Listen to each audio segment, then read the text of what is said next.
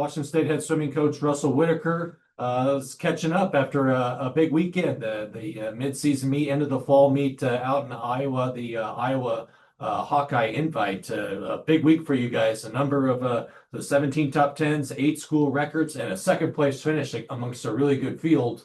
How much fun was that meet out there in Big Ten country? Yeah, that was the best midseason meet I've been a part of, and I think just the best meet again overall. Our girls, they keep building on the success they're having, and we've seen that again. We've talked about it at length with the rest of our dual meets, but just the depth continues to show up, how they attack their races.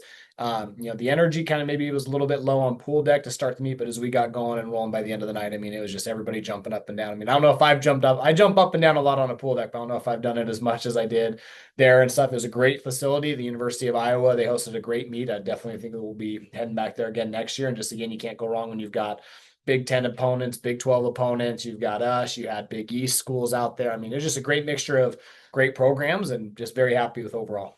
Yeah, the event was set up like a conference meet or an NCAA tournament meet where there was a couple of events each day, morning prelims and evening finals.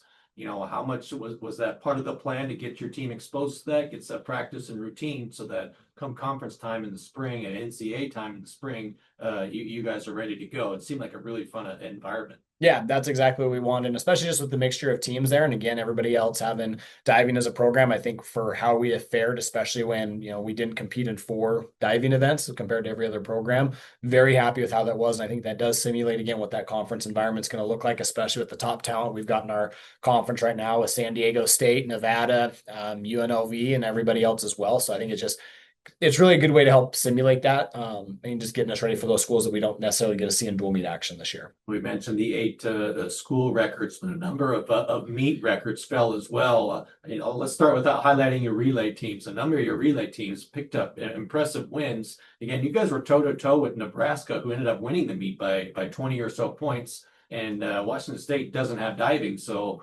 it was all more impressive and more dominant at swimming. What do you see from your relay teams throughout the week? Yeah, the relays were really on fire. Our 200 medley, that it was just off of our school record and just off the NCAA cut. Again, I do think that those 4 come conference time, we're going to get that time punched. And again, hopefully make some program history, getting a relay to NCAAs. It's a big goal for us, but especially, the 400 medley relay, that I think was a big highlight for us of just kind of changing it up from what we originally had on paper. Ashlyn Hernandez, that was lights out, her best meet that she's ever had here at Washington State. And so just kind of carrying on the momentum. And again, it was also, Darcy still breaking her school records as well. Emily having a phenomenal meet. And then also Anna Rockholtz breaking her school record. So when you've got basically, you got 3 WSU school record holders and Ashlyn Hernandez on that. And so when we threw her on the breaststroke leg and Emily on the fly leg, I don't know that I was expecting that to be a school record time. And so still watching, how fast that 400 medley went and everything else. It's just phenomenal. I mean, the free relays as well are 8 free relay, especially when you look at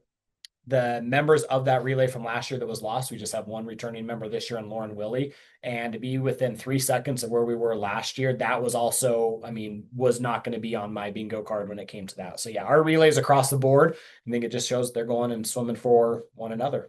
You mentioned the individuals of Lauren Willie stepping up as a senior and winning races. Anna Rockholtz with the record setting, breaking her own record, but Jade Castro has kind of emerged and added some really improved depth to your team as well. Who else stood out? Maybe some more individual standouts throughout the meet. Yeah, Anna Rockholtz, touching on that, that's again probably her most consistent meet that she's had across every single event she swam in.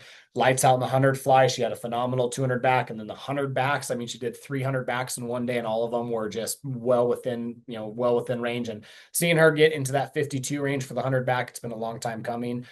Jade Castro, the 200 back, that's going to go down as one of my just all-time favorite swims. Jade was, a casualty, I guess, if we can say, of the house cuts here in the NCAA. And so watching, her transition from Auburn and just that adversity that she had to face coming here to WSU, and not sure if she'd ever go another best time. And for her to not only just go a best time, but she completely jumped the all-time top 10 in that 200 backstroke and takes down a pretty legendary school record here at WSU. That was really exciting to be able to see that. And so just very happy for Jade. Darcy Revitt continuing to improve on her freestyle times as early as we are in the season when it came to that. And then, another one, I know it wasn't a school record on that, but Lauren Willie, she's knocking on the door right now with taking down that 200 free school record and especially that 500 free. So, we're in a really good spot right now, especially just with the momentum that this team is carrying, but just very happy with those individuals there. A couple NCAA times were clinched, and Emily Lundgren and Darcy Revitt had notched NCAA qualifying times. No surprise there. It's those Emily looks to make it 4 for 4 this season or in her career going to the NCAAs. But Darcy Revitt, I believe, won 6 of the 7 events she raced in, or relays and individuals. Was named the Mountain West Swimmer of the Week. What have you seen from your sophomore, Darcy Revitt, in sprint events? Yeah, I think just again, we touch on a lot more confidence this year and just very consistent when it comes to the training. She's getting, I think, I feel like we usually don't maybe see it until that junior, senior year more, but just getting that swimming smart. She knows what's expected of her. And again, really good to see that 50, that 100 taking down.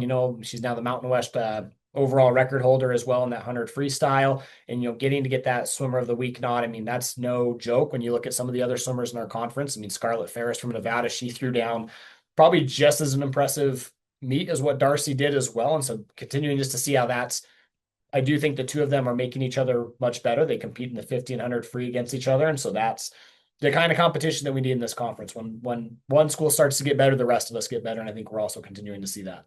All right, the Cougs finished the fall season with the second place finish at the Iowa Hawkeye Invite amongst 9 teams throughout the Big Ten and ACC and Big East. So impressive showing and impressive close to the fall season. Congrats, Coach, and thanks for taking some time. Well, thank you, and go Cougs.